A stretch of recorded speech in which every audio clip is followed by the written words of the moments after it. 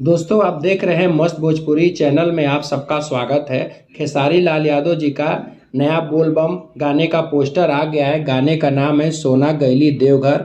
दोस्तों ये गाना 3 अगस्त को 5:15 पे अंशिका रिकॉर्ड यूट्यूब चैनल पे रिलीज होगा। जी हाँ दोस्तों, 3 अगस्त को 5:15 पे सुबह में अंशिका रिकॉर्ड पे गाना रिलीज होगा और कल 2 तारीख को इसका टीजर आएगा। खेसारी लाल यादव जी के साथ जो एक्ट्रेस है निकिता भारद्वाज है और गाने को लिखा है अभिषेक भोजपुरिया।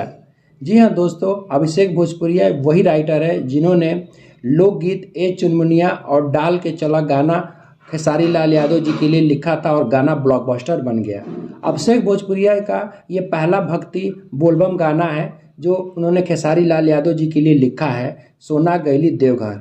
जी हाँ दोस्तों, अभी 3 गाने ब्लॉकबस्टर होकर के खेसारी लाल यादव जी के यूट्यूब पे ट्रेंड कर रहा है।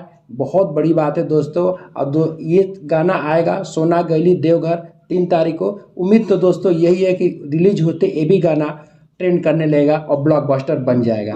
दोस्तों चैनल को प्यार और सपोर्ट बनाए रखिएगा। Thank you.